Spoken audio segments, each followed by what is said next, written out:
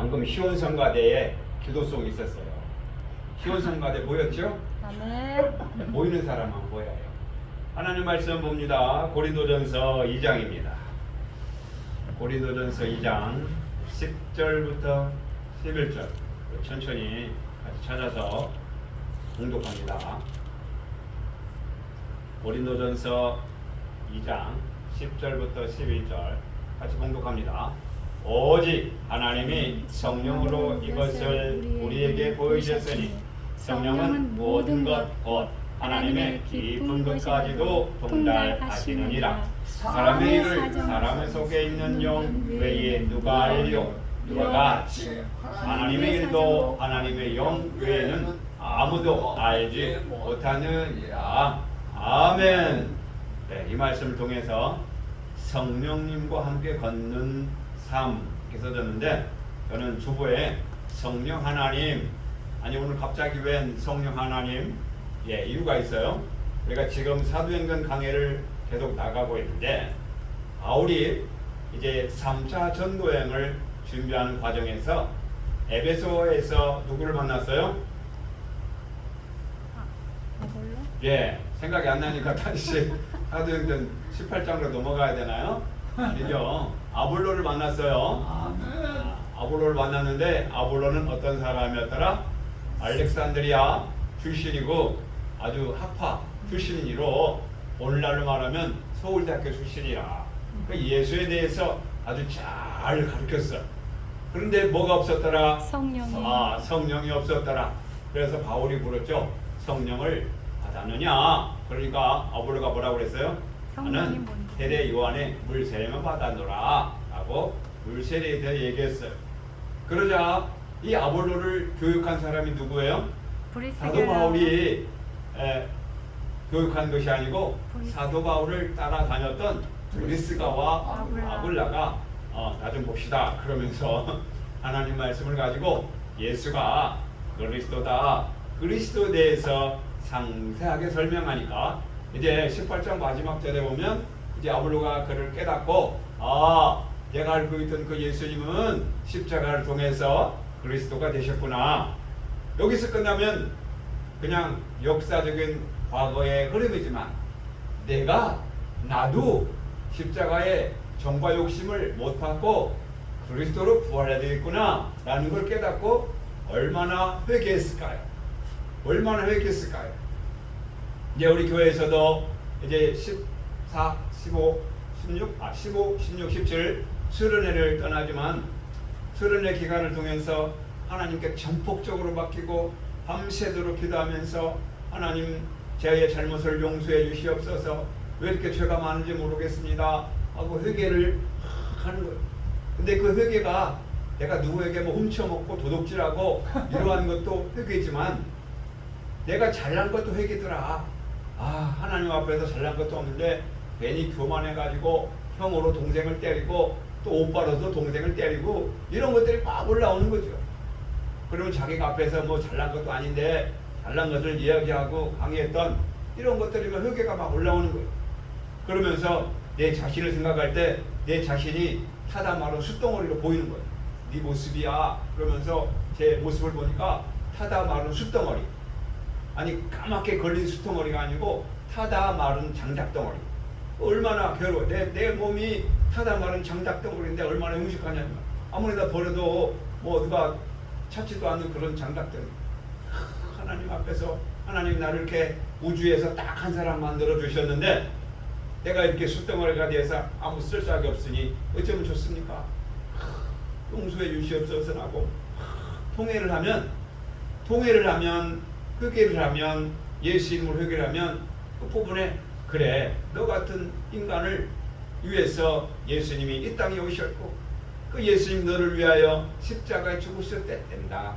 그러니 너는 이제부터 예수님을 구주로 믿고 남은 삶이 네 맡은 사명, 맡은 달란트를 최대 충성해서 주님 오시는 그날 잘하였노라 충성된 종아 라고 함께 두둑이는 그런 기쁨을 맞이하거라 라는 마음과 함께 그 기도가 끝나자면 너무너무 시원하고 너무너무 감사하고 이 세상을 내가 다 가진 것처럼 나 같은 인간을 하나님이 구원해 주셨구나 라고 감사가 넘치는 거예요. 아마 아볼로가 이러하지 않았나.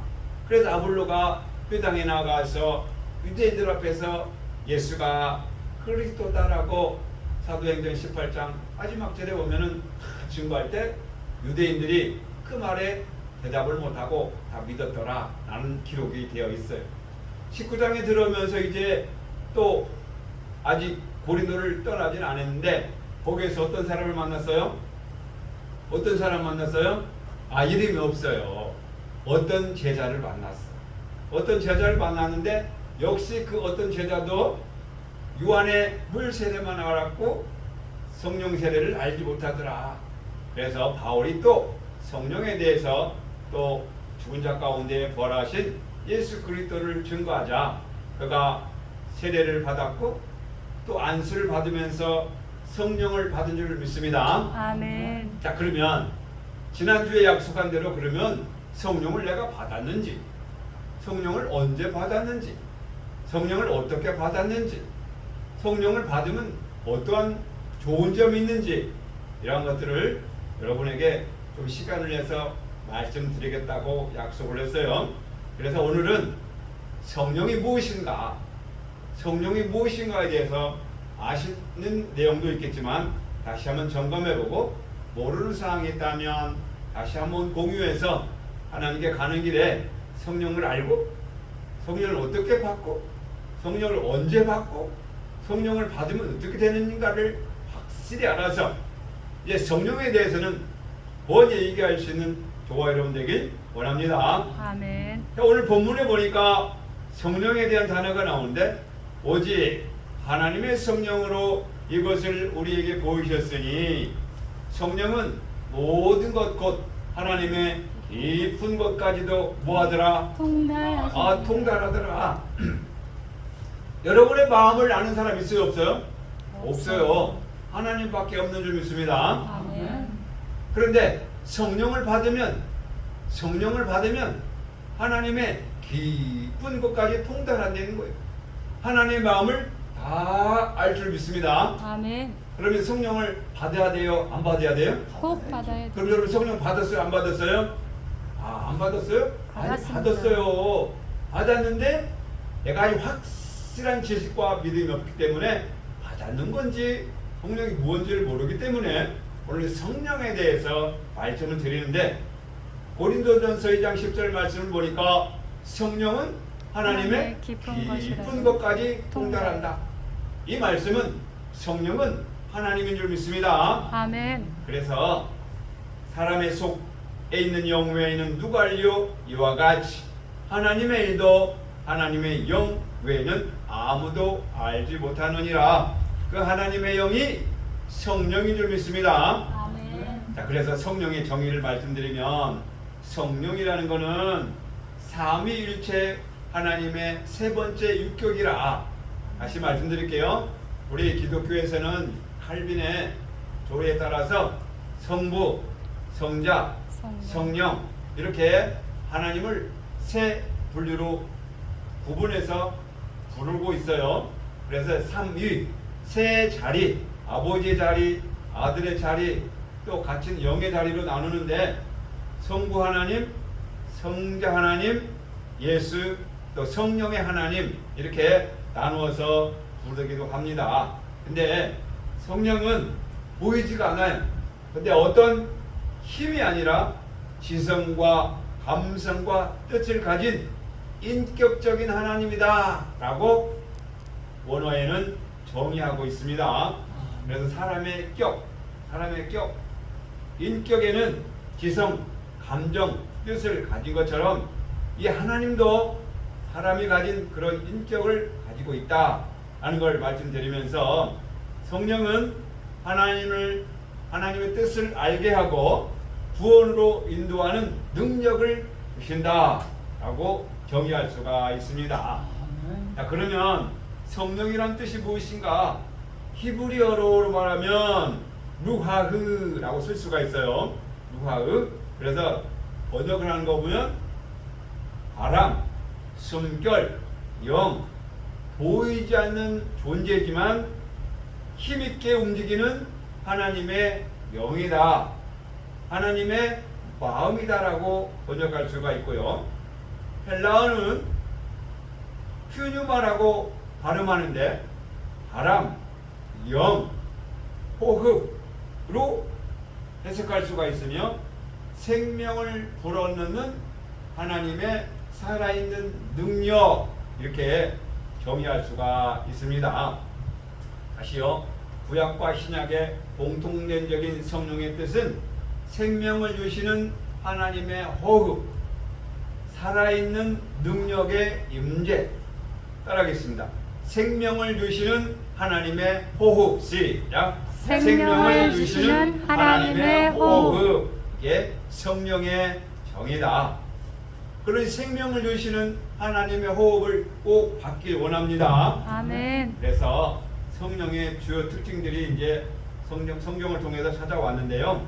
간단히 말씀드리면 고린도전서 3장 16절에는 하나님의 자신을 말하고요. 하나님의 성령이 너희 안에 거하는 줄 알지 못하느니라. 너희 안에 거하는 줄 알지 못하느냐 라고 고린도전서 3장 16절에 기록되었고요. 에베소서 4장 30절에는 인격적인 존재로 하나님의 성령을 근심하게 하지 말라. 사람이 근심하듯이 근심하게 하지 말라. 이런 인격적인 존재로 감정적인 뜻이 있다 라고 성경은 말하고 있고요. 또 요한복음 16장 13절에는 보혜사로 오신다. 아시오? 요한복음 16장 13절에는 진리로 인도하신다. 그래서 그가 너희를 모든 진리 가운데로 인도하시리라 라고 말씀해 주셨고, 요한복음 14장 16절에는 보혜사로 오신다. 다른 보혜사를 너희에게 주사 영원토록 함께 있게 하리라 라고 약속하셨고, 또 로마서 8장 11절에는 생명을 주시는 분으로 묘사되었는데 그의 영이 너희 안에 거하면 너희의 죽을 몸도 살리시리라 라고 약속해 주셨어요. 그래서 성령을 정의하자면 성령은 삼위의 하나님 중에 한 분이고 우리 안에 내주하시고 거듭나게 하시며 진리를 알게 하시고 능력을 주시는 인격의 하나님이다 라고 정의할 수가 있어요. 그러면 성령을 받았는지 안 받았는지를 어떻게 하느냐? 성령을 받은 사람은 내가 받았는지 안 받았는지 모르지만 받았다는 증거는 회개할 줄 알면 성령을 받는다는 줄 믿습니다. 아멘. 여러분 기도하실 때 회개하는 걸 보니까 여러분은 성령을 받은 자인 줄 믿습니다. 아멘. 그리고 가만히 있으면 성령이 뚝 떨어지냐? 그런 게 아니고 사모하시길 바랍니다. 아멘. 누가복음 11장 13절에 보면 사모하는 자에게 주신다라고 약속했어. 그리고 하나님 말씀이라면 순종하시길 바랍니다. 아멘. 데살로니가전서 5장 19절에 보면 성령을 소멸하지 말라라고 기록되어 있어요. 그래서 하나님 말씀에 순종하시고 고린도후서 3장 17절에 보면 기뻐하라라고 하셨어요. 주의 영이 계신 곳에는 자유함이 있느니라 라고 말씀하셨어요. 이렇게 성령을 구분해서 정의해 드렸고요. 그러면 왜 성령을 알아야 되는가? 아볼로처럼 또 어떤 제자처럼 몰라도 되지 않나?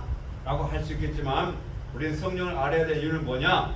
저처럼 요한복음 1장 1절에는 여러분 말씀하시는 대로 태초에 말씀이 계시니라 이 말씀이 하나님과 함께 계셨으니 이 말씀은 곧 하나님이시라.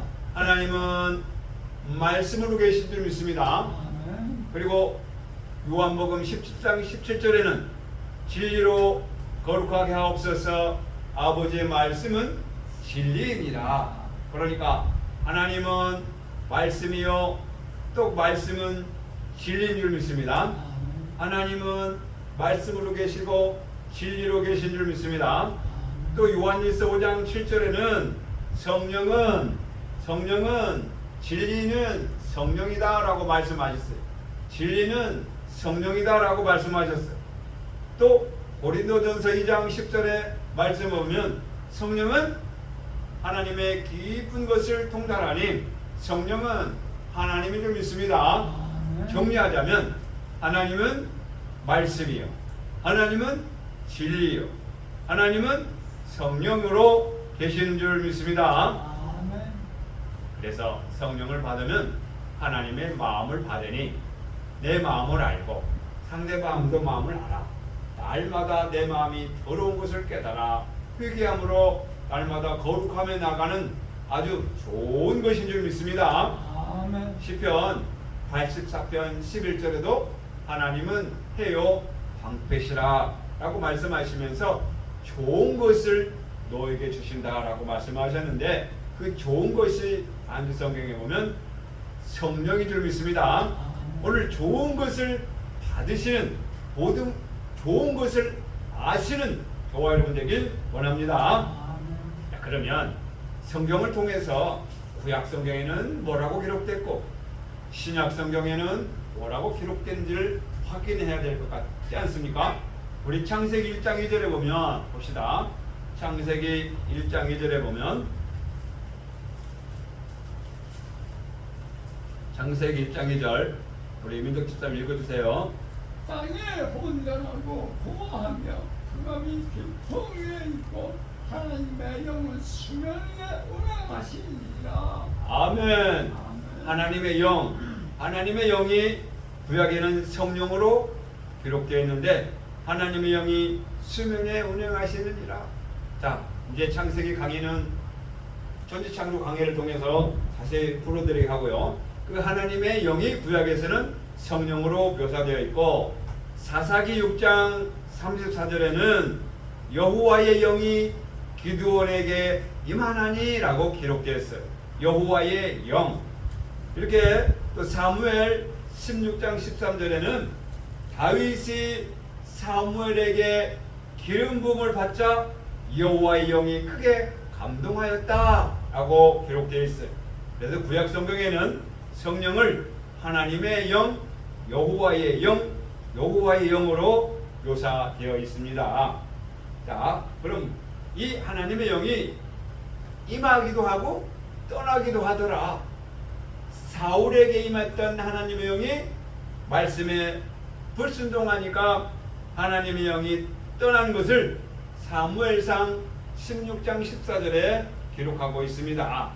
그래서 내 마음속에 성령 임하면 영원토록 함께 계시는 것이 아니라 이 영을 잡지 못하면, 말씀이 거하지 아니하면, 진리가 없으면 하나님의 영이 소멸할 수 있다는 걸 기억하셔서 늘 사모하는 마음으로 성령이 여러분 영혼 속에 좌정하길 원합니다.